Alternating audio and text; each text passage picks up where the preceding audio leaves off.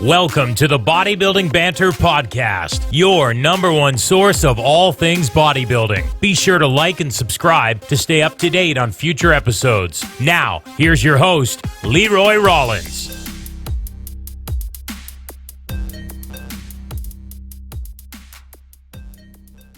All right, people, welcome to the Bodybuilding Banter Podcast. I'm here with my man across the pond, Connor. Graciously come on the podcast today. So introduce yourself to the people, my man, and then we'll get right into this. So I'm Connor from England. I'm doing my first competitive bodybuilding season this year, and I've just come off the back of 2 wins. So yesterday was the second one, and the week before that was the first one. So yeah, I'm pretty happy at the minute. No doubt. So how old are you? I'm 23. You're 23. So that's your last junior year, right? Yeah, so in one federation I'm a junior, and then in the other federation I'm not a junior. So I did novice yesterday, and that's the class I won. Right on. Okay, dude, let's start from the top. First competitive season. What brought you to bodybuilding? I think that's always a cool one. Like, have you always been into it? Was it a sporadic thing? Like, where'd it come from? To be fair, it sprung from my girlfriend. Really? So when I met her, she's always wanted to compete. I've always been interested in the gym since like 14, 15, typical lad, go with your mates from school. Sure. But then when I met her, she's always wanted to compete. That sort of like opened the world up to me, and then obviously as I got older, Guzman and all the YouTubers, Steve Cook, you started seeing more of that. And then so that's how I got in it, to be fair. That's awesome. So so let's go first show first. How long was that prep? 20 weeks. 20 weeks. Now, did you feel that was enough, too much, could have done more? What was your thoughts on it? Probably just about right. I think you'll always feel that you can come in a little bit more conditioned and stuff, but with it just being a qualifier, didn't want to sort of put all 100% into that qualifier in case something went wrong or anything. Sure. And now I've just got to dig deeper for the finals and get even leaner and even grainier for the finals. So that's so sick. So what did your weight go from the start to the finish? So I started at 200 and I think the heaviest I was 215 pound. Okay. And then I got down to 185 pound. Okay, pretty decent drop. Did that change at all for the second show? Slightly went up, so I woke up on the morning at 188. Okay. For yesterday's show, so slight increase. Yep, right on. Okay, talk to me about training wise. How did you structure everything? So push-pull legs throughout. I've been on that split for probably the last 18 months. Yep. I just enjoy that. Obviously, to train each body part twice a week. Yep. So it was 6 days on, 1 day off, all the way through. And I've been on the same plan as well. And then we're just about to change it to head to the finals because I've been on it 20 weeks now. So right on. Did you feel any decreases in strength and stuff as you got closer to the show? Like, did you have to make any changes there? Slightly. Definitely on my V squat, that took the biggest knock. One, I think it's just due to like energy and just sort of being a little bit scared if you injure yourself that close to shore. Yeah, that's funny. You don't want to go that hard. Yeah, you start to feel very fragile almost, and those big movements, you're like, maybe I'll sub that out for something else. So like at the off season and the start of prep, I was hitting I'd start with a 6 rep. Yep. And then I just did that. The closer we got to show, I was hitting 8 to 12. Yep. I didn't want to take a little bit of load off the machine and for sure increase the volume a little bit more. Yeah, makes sense. What about cardio? How much cardio were you doing? So I was doing 3 30-minute sessions, which would be on the Stairmaster or the cross trainer. So pretty lucky in that sense. Yeah, that's very little. As my coach Jack Forburn says, you got to make it hard. So it was very intense 30 minutes. It wasn't just like walking on a incline. It just was a casual. Stairmaster, as hard as I could for 30 minutes, which I think it's paid off, to be fair, because I'd rather do 30 minutes than 5, 6, 30 minutes at a slightly less intensity. Yeah, no, exactly. So training, nutrition, how was food going into it? Like, where'd your calories start? Where'd they finish? How'd you feel? So I think they started around about 4, just above 4, and then the lowest they got last time I checked, which I was a bit gutted when I checked because I just follow a food plan. So because I'm like, I don't want to know what I'm on, I just thought I'd eat it. Yeah. I think the lowest I got was 2. Okay. That's pretty low for me. Yeah, that's the thing, right? Yeah. You're a big guy, right? So that's pretty low. Off season, I can push it to 6, 6.5 with ease. So yeah, that's pretty low. So you said you follow like a meal plan, same thing every day? Yeah. Now just find it easier. Is that something that like Jack was adamant about too, or was he more like, okay, what do you prefer? Through the consultation, it was like, what do you prefer? And I was just meal plan. Yeah. It just takes that stress away of like, oh, what I'm eating today. Yeah. And then you find anyway, if people do, if it fits your macros, the last 8 weeks is the same anyway because they can't fit much else in. It'll just maybe be like a rotation of protein source or it's the same whatever. Foods. Yeah. Right on. So, yeah. How do you feel you like peaked for the show? How was that process that last week? Yeah, it was good. I felt like I looked the best that I had on stage, which was good.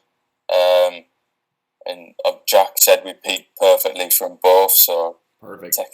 Take his word for it. And yeah. Did you do anything different between the first and second show? No. So second show we had a 2-day feed rather than the first show. We started on the Thursday, Friday, Saturday, so we had like a 3-day feed on the first one. Right. And then we dropped it to 2 because I still had the fullness from the week before. Sure. Just increase in carbs pretty much for the 2 days? Yeah. So it was 30 gram with 3 meals on the first week of the first day, and then that increased to 50 gram with each meal for the second and third, and then 50 gram on the second week. Nice. Did you guys do anything else, like with water or sodium or anything like that? We increased water by 500 ml every day. Yep. So it started on round about 7, and then we finished on the Saturday at 10 litres. Holy crap! Yeah, that was hard. That's a lot of water. Yeah, holy smokes! Yeah. And then we took H2 Remove, which is just a diuretic from Project AD, and then we removed salt on the day before, and then leading up, and then we had salt backstage. Yeah. It's crazy how much that little bit of salt does. Like when I competed last, when I was getting pumped up, I had like, I don't know, it was like a Snickers bar, and I like had like a little bit of salt and pounded it, chugged some water, and then when I was getting pumped up, it was just like veins everywhere. Yeah, I did. Jack's got his little secret, his little pump up secret, which I think AJ Morris is telling everyone. So I had that backstage, and yeah, you just feel yourself blow up, which is pretty cool. That's sweet. Yeah, it's I've been meaning to ask him if he'd share that with me, but it might be his little secret, so I won't bug him too much. Out there, oh, it'd kill me, but I'm sure if you ask, he'll tell you. That's awesome. No, you guys seem to be a pretty good team together, eh? Yeah, spot on. Couldn't have asked for much more, to be fair, off Jack throughout the whole sort of process. That's awesome. Okay, so looking forward now, when are the finals? For BMBF, so the one that I did yesterday, the finals is on the 29th of September, so just under 13 weeks. And then the UK DFBA, which was a week before, is in 15 weeks, so the 20th of October. Right on. So what's kind of game plan now? Like, are you going to come out of it a little bit, go back down? Like, do you know? So we've increased calories as of today. About 400 calories it's increased by. Yep. Try and get a little bit healthier, a bit more energy. Yeah. Probably like 8 to 10 weeks out, drop the hammer as such. and go again. Nice. So the plan is basically just to try to get leaner again, just to try to pull that little bit more conditioning. Yeah, definitely want to be more conditioned. Definitely with some of the guys that I've seen that are going to be there. So are you doing? So you won't be a novice then for BNBF, right? Yeah, BNBF's the novice one, and then so you can still compete as a novice. Yeah, because it's that it's just obviously I've never competed with that federation. Right. So it's like different federations. Right. And then for the UKDFBA, you're still a junior for that show. Yeah. Nice. Do you have any inclination to like do the Open or no? I wish I sort of did the Open yesterday. The heavy, because I'd be a heavyweight. Yeah. And I think I would have had it. Yeah. And it'd have been a little bit like I've won the heavyweight rather than the novice sort of thing. Sure. So I was a little bit good, but I don't think I can hang with the big boys just yet. That's fine. Yeah. How do you feel both shows were competitive wise? Like, do you feel like, like was it a pretty close race, or did you maybe have a head above people? What do you think? Be honest, like it's not tooting your own horn. UKDFBA, the junior lineup was good. Yeah, I shared that on my story actually and tagged definitely the first call out. The lad who comes second to me, if he had a bit more condition, he would have. Yeah. And maybe his posing as well. He probably could have gave me like a closer run. Yep. Yesterday's standard. Second was pretty good. He had a good back. But obviously just a smaller guy. Yeah. He got an invite to the British, so he must have been a good standard. So how does that work over there? Like if you win, obviously you get an invite, and then do they maybe select too? Like, okay, you're pretty good, we'll bring you down and see if you can bring a better package? Yeah, so UKDFB are the top 4 got invites. Okay. But yesterday only me in second place. So third place never got one. Gotcha. So I think they just sort of whatever they feel the standard is, they'll just invite you. Right on. If you're up to that. So looking ahead, what are you expecting? Like, what are you hoping for yourself at the British finals? Like, obviously that's, a pretty big leap from where you've just competed, right? And the standard's going to be that much better. Like, are you, shooting for a top 5, shooting for a win? Like, what do you want out of that? At the start of the season, I wrote on my whiteboard, top 4 UK DFBA finals. Nice. Which I think it's achievable if I come in slightly more conditioned. Yep. But obviously, I'm looking at these people on Instagram. I'm like, maybe not. But you never know until you stand next to them. Yeah, that's exactly right. Like a lot of them seem a lot lighter than me as well. They're all down in like the 170s, the 160s. Yeah. And I'm like 180 in the mid 180s. So hopefully that'll go in my advantage. Yeah, that's the thing, right? You got size on your side, so if you can be even just as conditioned, but you're a bigger athlete, then it's like okay, this is still bodybuilding after all, right? We want definitely. And obviously, people just post the best poses, the best images on Instagram. So until you see them in person, you'll never know, I guess. Yeah, for sure. So after that, after this season's done, have you guys talked about like an extended off season, maybe the end of next year? Like what would be next then if you place top 4? I haven't me and Jack haven't personally talked about it, but me personally, I'd have at least 18 months off, to 2 years off, to then come back and be competitive in like the Open, men's bodybuilding. So would you do the qualifiers again to then qualify for the finals in the Open? Yeah. Right on. That's cool. So for you guys over there, if you place in the finals, what follows? So you go to America and compete in the Worlds. For WNBF Worlds? Yeah. And that's in New York. Yeah. But only the winner gets to go. Is it the winner of each class or the overall? The winner of each class was. So fight for it, man. Would you take that? Like realistically, you'd go this year, or would you wait? I think you've got to go. If you win, you've got to. You can't miss that opportunity. No, and you're right there, right? Like your conditioning's there. It's like, why would you come out of it and then be like, oh, I got to go back down again? You're already there. So just got to hop on a plane and keep that conditioning in check, and then you're ready. Yeah, no, exactly. That's awesome. All right, man. Well, that was a nice little share of what you've been through for the people. So let's get into the questions. We got a little Q&A with this guy right here. We both just posted on Instagram. I got a few, he got a few, and we're just going to go through that right now. So, first one, man, thoughts on Yohimbine? Someone sent you that. Yeah. Since I put that on my story, the amount of, what's that do? Should I take it?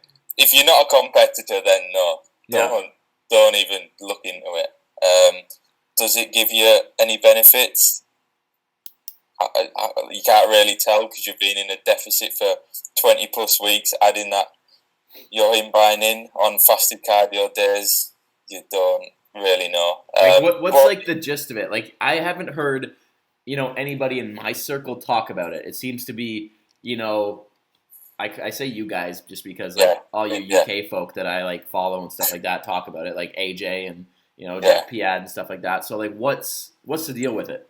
So it's just one of the very few fat burners that we could use over here that are not illegal from the competition. Oh, okay. You got to take it fasted for it to sort of have any advantage. So a lot of us just take it pre-cardio. Yep. It does have some side effects that you've got to be wary of. Oh, really? Anxiety, depression. I've been sick off it a few times. If you take quite a high dose, I had to jump off a stairmast and get to the closest bin. Oh, man. So I lowered my dose. Now, is that common, or did you do a little research after and be like, okay, am I weird? Yeah. So one study found that sort of empties your gastric bag quicker than normal. So it's you should feel like shit. Yeah. Now, objectively looking at it, did you notice a difference? Yeah. It's one of those things, people are like, oh, what supplements do I take that are going to give me the best bang for my buck? I'm like, you should take chicken and steak and rice. That's the best supplement for you. Yeah. Personally, no. But then I'm like, if it is giving me that, if it's 1%, right? Yeah. In natural bodybuilding, you need that. Well, and you said right off the top there, if you're not competing, then no, right? No.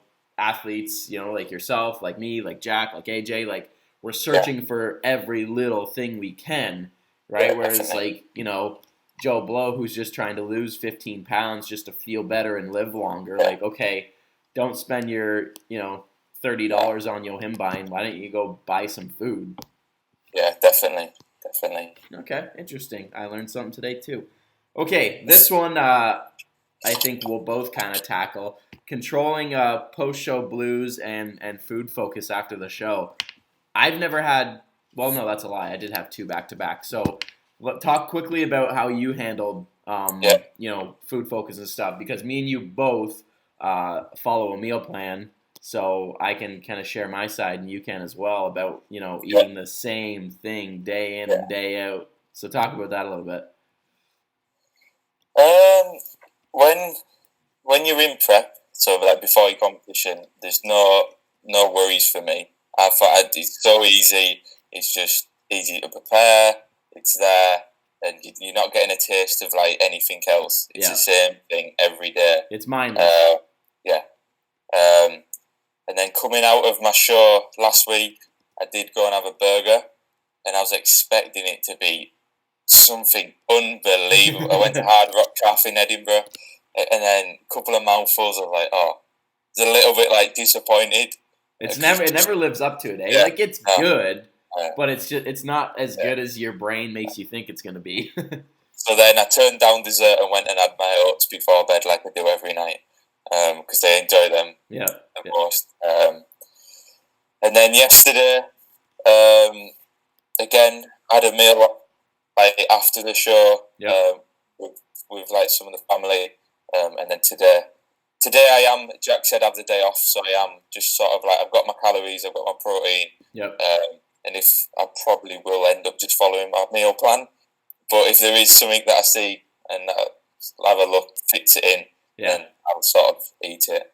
But yeah, I'm not craving any certain foods. There's nothing like that. Yeah, I find like during the whole process, you don't really think about it. Like like the way you and I do it, you just have that same thing every day. It's like brushing your teeth, right? Like it's just okay, I eat at this time this meal and this time this meal, and then I go to the gym and then I eat this. Like you don't really think about it. It's just what you do. And then like I thought that's where like the whole if it fits your macros thing, like sometimes I've heard people like, and I've talked to people that struggle with it a little bit more than just following the same thing because they're like, well, maybe I can fit this in. And then that's when they start thinking of stuff, right? And it's like, okay, that's not what we're trying to do here, right? After the show, I kind of do the same thing, like have that meal after and like, depending on if I have like more stuff lined up. So like for yourself, you had that show the following weekend. When I competed in April, I had another show, the same thing the following weekend. It's pretty, you're still focused, right? You still have that same thing. And like same for you right now, like you're not done, right? You still have the finals, right? So the thought, you know, as most competitive natural bodybuilders that I've spoken with, the thought of even going off plan, you're just like you won't even, that's not an option. No. Right? And I think that's like where, you know, outsiders looking in are like, well, how do you do it? It's like, you know, how do you tie your shoes? You just do. Yeah, just do. Just you've done it for the last 22 weeks now, so it's just it's so habitual that you don't even think about it. What about, so the other part of that was like post-show blues. Like, have you felt like, obviously you're still not done, so you're kind of a special case, but like, did you feel like a bit of a high kind of dip after the show? Like, I know when my season was done, it's just like I don't have anything till next August. So the way my qualification worked, because I won the overall, I have 2 years until like our big like national event. So I could have done it this August or next August, and I opted to take like, you know, the 12, 14 months to like try to improve a little bit. And I know like afterwards, like I'd still have that long-term goal of turning pro, but that's like 15 years later, right? So it's like sometimes after the show, it's like now what? You know, like what's next? Even though there's still next, there's always what's next, but it's just so far away, right? You just kind of feel blown. Yeah, I can imagine when the finals is over, I'll be a bit sort of lost a little bit. Like obviously I know I'm going to compete again in 2 years' time. But it's so far. It's so far away. I just think you've got to set yourself goals. If that's getting stronger in the gym, if that's just gym-related goals, sort of fill T-shirts out, just jumpers and just for sure, get stronger and get bigger. Yeah, that's the thing, right? And understanding that, like, okay, like if I want to improve, there's certain things over the next 18 months I need to accomplish. Like you said, I need to get stronger. You know, I need to get those compounds up. I need to fill out my shirts because that means, you know, things are going in the right direction, right? So it's kind of always having your goal in the back of your mind, even if it's really long term, right? Yeah, definitely. Right on, cool. Okay, advice for first-time competitors. Obviously, you fall in this category, so you can share this pretty intuitively for the people. First off, get a coach. Get someone that's just like above you that can sort of just guide you. That's helped me massively. Definitely coming into peak week, obviously you Google peak week and all these stuff. You got to do this. You got to cut do that. Water, drink water, cut sodium, add sodium. Don't eat carbs. Eat all the carbs.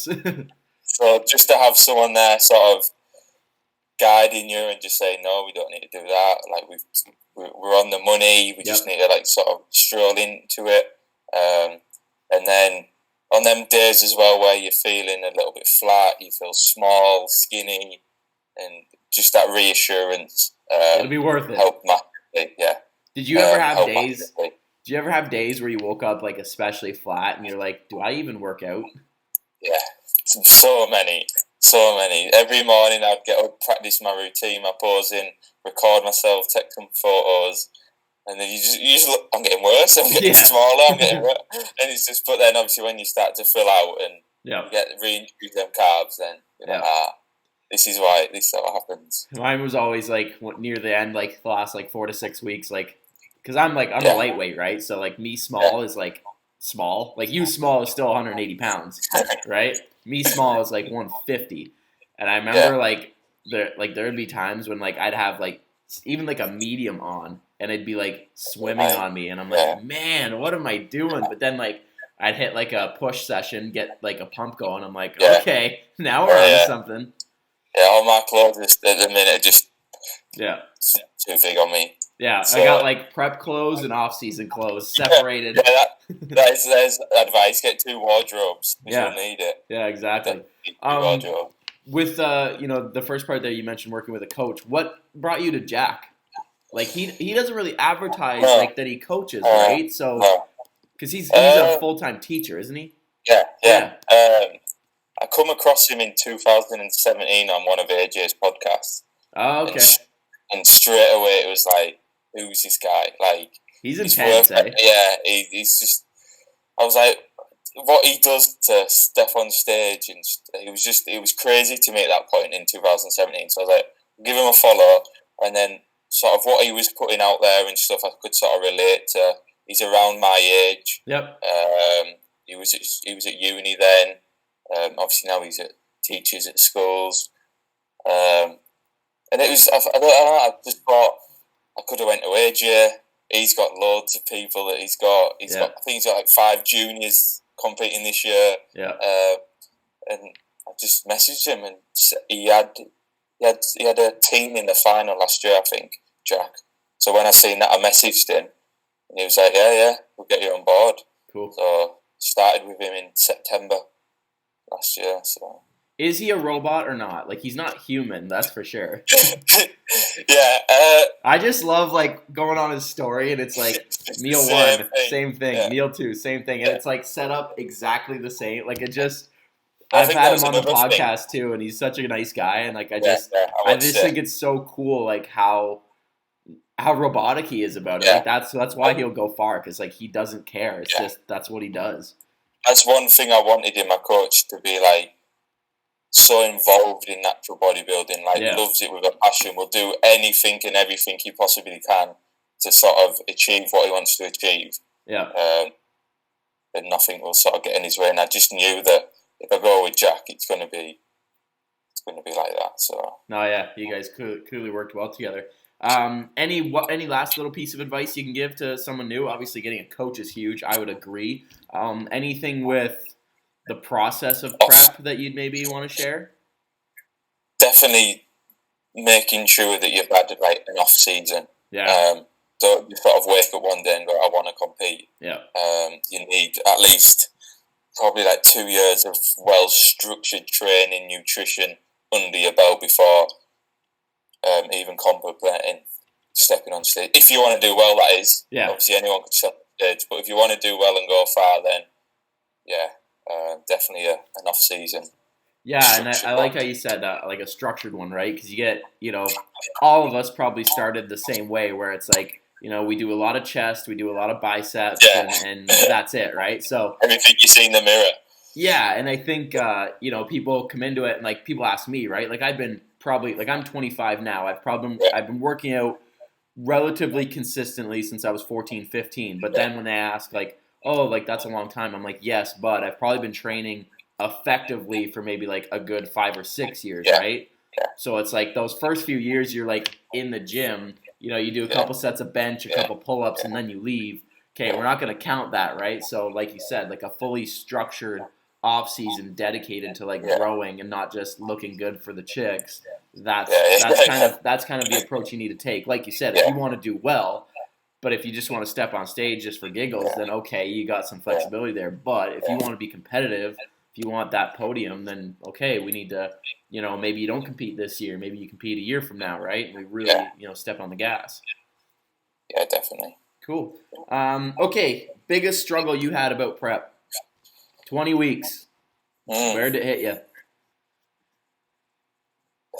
Giving people like time, the time, and sort of the concentration and your family, like girlfriend. Yeah. You've sort of just like that. You're to the side. Prep's here. Yeah. That's hard, a goal. But my girlfriend's on prep as well at the minute. So it has gone. It's going all right because obviously we've got the gym together. Yeah. We eat our meals together. So that's helped. But definitely with sort of like my mum, her boyfriend, it's a bit like you're to the side. Yeah. Talk to me in a couple of weeks. They try and talk to me, and I just sit in my room, try and talk to me in the morning. I'm going to do my cardio. Yeah. And that's a must because I like family, big family person, going out for meals, spending time. So that's a bigger struggle for me, definitely. For sure. Do you work like full time somewhere? I'm a student at uni, and I work in the uni gym. Right on. So how do you handle like prepping while being in school and stuff? That's one thing I never had to go through was prepping in school. Luckily, we broke up from uni when I was about 6 weeks out. Perfect. So it's like summertime, yeah. So as it started getting hard, the lecturers, I was like falling asleep. Yeah, no, for sure.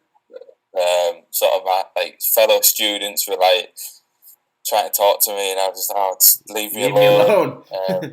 So it sort of fell perfectly, but we go back at the start of September. So the finals are going to be when we go back. So we'll have to wait and see how that goes. Kudos to you, man. You'll get through it. Hopefully. Or you'll get kicked out of school. Either way. One of the two. Either way, we're going to the finals. What are you taking? Sports science. Nice. What do you want to pursue, like after school? To be fair, I've still undecided. Yeah. Yeah. Wherever the road takes you. How much more school do you have? Like, is last year? One more year, and then I'm going to do my masters. So then it'd be another year after. Right on. Good for you, man. All right. 1, 2, 3, 4. Anything you do differently about your prep? Anything you've changed? Obviously, it went well. You did good. Yeah. Based off the placings, no. Yeah. I wouldn't both of them. Couldn't do much more. Especially being your first time, right? Like, you don't have any standard, right? You don't have anything to compare it to, right? So it won't be for another, 2 years until you're like, okay, this is what we did. Yeah. How do we beat it? Yeah. But yeah, nothing day to day. Sort of that was the same thing every day. So yep. Right on. Trained as hard as I could. Ate the food that I should. Did the work. Off plan. Yeah. So no. Right on. I had one for you. What supplements were you taking? Of course, a supplement one. No one asked, how much food you were taking, and it's always the supplements, right? Well, I did get a question about saying you've got a great physique. Is that hard work or is that creatine? I was like, maybe leave that question out. So I'd have an interest, or just what I'd have on as I was working out. Yep. Creatine, glutamine, EAA, and a carb powder, and then how many carbs? 25 gram. So it did start at 75, from the off season, and then it just gradually tapered down, just to allow, because I'd rather eat 25 gram carbs and then drink it during a workout. Protein in my oats. Yep. That's about it. And you're in buying. The basics, right? Everybody's looking for this extremely long list, and it's I take a protein, take my EAAs, my aminos, take some creatine, and that's it. That's it. So, to be fair, do you even need them? Who knows? Well, exactly, right? You could have simply ate more meat instead of had whey protein, right? If you really wanted to, besides the convenience factor, and it tastes pretty good. Yeah. Gets that sweet tooth as well. Yeah, exactly, right? You can really kind of make your oatmeal taste like dessert if you want to. Yeah, definitely. Underrated. There's your tip for first-time competitors. Oatmeal is a lifesaver. Yes. And if you go on Jack Thorburns' story and do his recipe, it makes it even better. He's the master of oats, eh? Yeah. What's I've seen his oats, but what's the one that almost looks like a pudding? Is it oats? Is it cream or ice? Oh, maybe that's what it is. Cream or ice. Is it good? Like, I've never had that. Yeah, so I started having that post-workout. Very, very, very similar to oats. Quite like you can volumize it and make 30 grams, sort of like that. Do you eat it warm too? Yeah. Right on. Cool. All right, man. Last one. The one that you didn't share with me yesterday. Is there anybody you'd like to compete against? No, there's no names. There's no names, but I know this person was probably hinting at sort of AJ's clients, and I know all of them are going to turn up, conditioned, shredded. But yeah, it'll be a good battle with a couple of AJ's clients. Nice. So, are you guys all like bros or just like know of each other? I think we all follow each other on Instagram and we all keep an eye out on each other. And then sort of when I won the juniors last week, I sort of got more people started following me. Yeah. Like, who's this guy? Yeah. But yeah, I think we all sort of know of each other. Right on. That's cool. Yeah, it's funny, like, you know, people are expecting you to, like, say, like, you know, Phil Heath or something like that, but it's just, like, I try to explain to people, like, natural bodybuilding is almost like its own sport in itself. You know what I mean? Yeah. Like, when I look at, like, my feed on Instagram, like, there's a very big difference in, like, what I will see from, like, yourself, from Jack, from AJ, from Connor, like, from what I see from those guys versus, like, what I see from, you know, the open guys. Like, it's a very different world, right? And, like, you know, I don't know, maybe it's just because, like, I'm natural too, that I just gravitate more towards that. But I don't know, it's one of the things where I say they're two different sports, right? So, like, for me to say, like, oh, I want to compete against Kai Green, like, okay, why? You know what I mean? Like, what's the benefit in that? Whereas, like, you know, as a natural, like, okay, I'm gonna look at, like, the best natural lightweights and be like, okay, like, it'd be cool to compete against them just to see where I stack up. You know what I mean? Like, stand next to them. Yeah, it's like, you know, do I want to stand next to Arnold?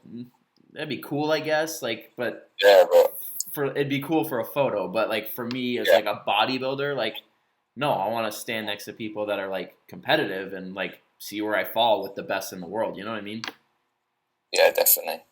Cool. Right on, man. All right, dude. That's the questions. Anything else you want to share with the people before you get on with your day?